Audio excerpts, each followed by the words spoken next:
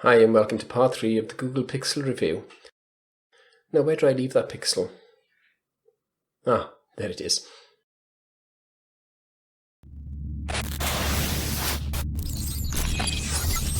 So let's just jump straight into it with the look and feel of the pixel. With its metal body, I was expecting it to be a bit uncomfortable and cold in the hand, or indeed quite slippery, but it doesn't feel slippery at all really. It's really quite firm in the hand. It's nice and chamfered on the sides, so it sits in the hand nice and comfortably.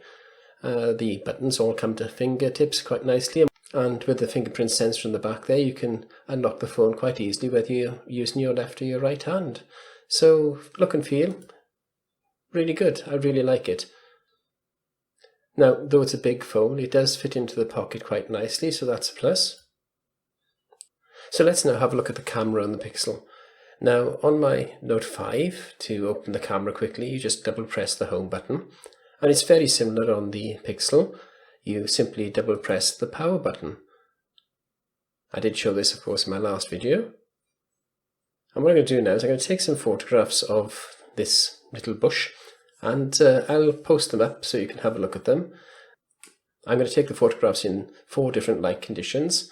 I'll take 3 at the moment with the blinds open and it's daylight outside, and then I'll take 1 later on when it's dark under incandescent light as well. So we can see exactly just how well the camera performs under low light conditions. As you can see, the camera I'm using to film this with is having problems already. Lots of pixelization. Now, another feature of the Pixel is if you want to swap between the front-facing camera and the selfie camera, all you have to do is give it a shake like this, and it automatically switches cameras. Another shake, and it goes back to the front-facing camera. Nice little feature, that. Shake, selfie, shake again, front-facing. Now let's have a look at the settings. As you can see, you've got several settings here. You've got slow motion mode for when you're taking video shots, and as this camera in 720p will record at 240 frames per second, you can slow the motion down quite dramatically. You've got panorama mode. Of course, most people know what panorama is now, and there's a little guide to take you around the panorama mode itself. When you go into it, it tells you where to take the shots. And similarly with the sphere mode. The sphere, of course, is like looking at the inside of a great big ball. You can take a full 360-degree all-round photograph. Lens blur is something new. You can blur out faces and other items within your picture. The settings. You've got the first thing here is the resolution. For the video, you've got 4K, 1080p and 720. 4K is at 30 frames per second. Then HD 1080p is at up to 120 frames per second. And the HD 720p is up to 240 frames per second.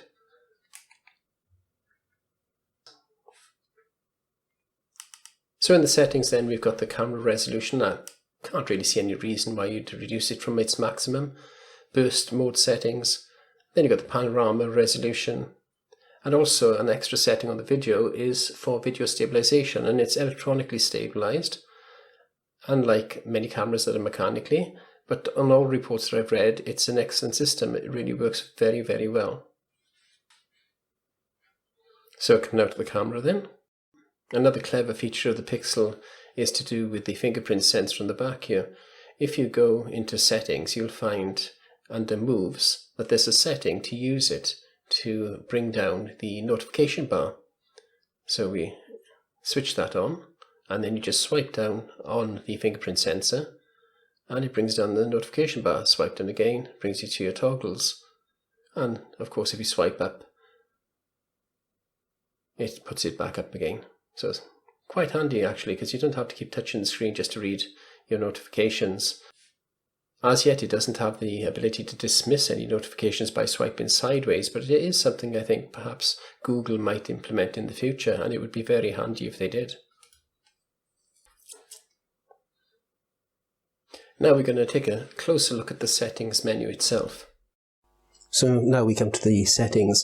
As I said earlier, there are a few new settings. Most of it will be familiar, so I won't go through all of it. The most important setting or item in the settings menu is this tab here, which is the support tab. This gives you free support. I believe it's for the first year, and you have direct contact either by phone or by chat with Google. So if you hit any problems, or for any reason you need to RMA the phone or get a repair, or if you need to be talked through and walked through various items or features of the phone, you can give them a call and they'll help you, or indeed pull up the chat and you can directly contact them over web chat. So excellent feature, and gives you good peace of mind. You're buying a very expensive phone, perhaps you don't know how to use it properly, or you're worried that something's not working properly and you need to get it checked. You can just talk to Google direct. So that's the support feature. So if we go back to the settings, we've got the usual Wi-Fi settings and Bluetooth settings and so on. You can check your data usage. If you click the More button, you get the NFC, airplane mode, Android Beam. You can actually cast your screen to a television or a larger screen, for instance, your VPN and so on. All the usual settings you usually see.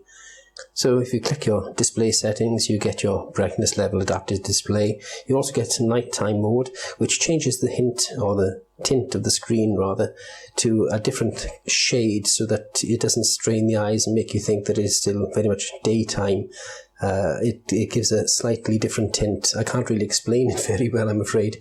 Monitor screens are the same. They tend to give a daytime look, and it fools the brain into thinking it's earlier than it is, and you can't get asleep and stuff like that. So that's what that's about. You got your wallpapers, and their new wallpapers are gorgeous, as you've seen. I've got one on my home screen, and they all have slight interactive. Maybe interactive is the wrong name. They have a small amount of motion in them. They move a little, and indeed, if you've got the setting turned on, you can have them to change as to your location if you're in town or out in the country and so on. You've got your sleep mode, screensavers, and you can choose which screensaver you have. If you've got beautiful widgets or one of those others actually installed, you can select that as well. Your font can be enlarged, all the usual stuff. Display size, when the device is rotated, whether it turns to portrait and landscape, your cast for casting to a large screen TV like my Hisense, which you see in one of my earlier videos, and so on. And there's a VR mode setting there. VR for me is useless actually, because I'm monocular. I can only see with one eye, so I can't see in 3D. So it's no point in actually pursuing that. I could never do a review of anything VR.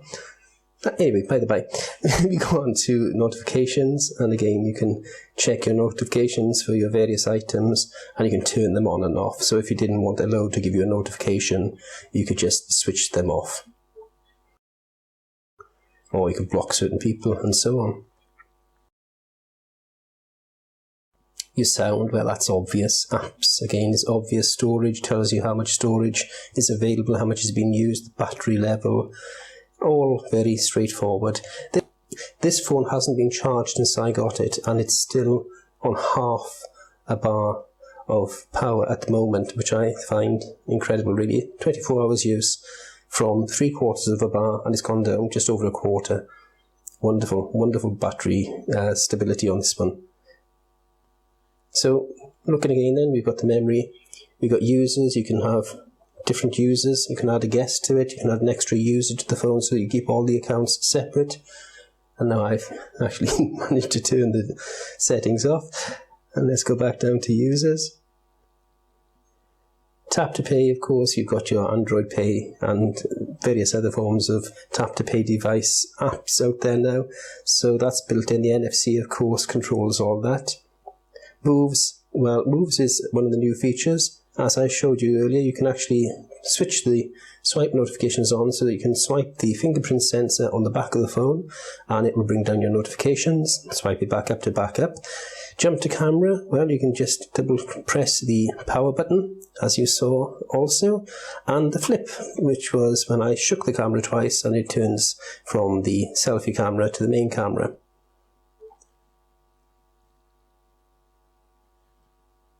your location settings, security settings, accounts, so you can add extra accounts to your phone, languages and input, backup and reset. All these are very, very straightforward. And of course about the phone at the bottom there. So I'm not going to go through all the settings. If you want to see more settings, I'm sure there are many videos out there on Android settings. They're all very similar, very much the same. Some have slight differences, some have added features. The Samsung have quite a few different added features, but this is the plain vanilla Google Android, and it's of course the Nougat version. So that's all the settings for you. There's not a lot else really to show you about the phone now. So what do I think of the Google Pixel? Well, I can honestly say it's an excellent phone. It's really well built, it feels good in the hand. The photographs and videos that it produces are outstanding. And the only downside I can really find is the price. If it was a couple of £100 less, then it would be absolutely perfect. But remember, this is a Pixel device, like the Pixel laptop. It is not a Nexus device. And I think a lot of people are forgetting that. Anyway, for now, thank you for watching.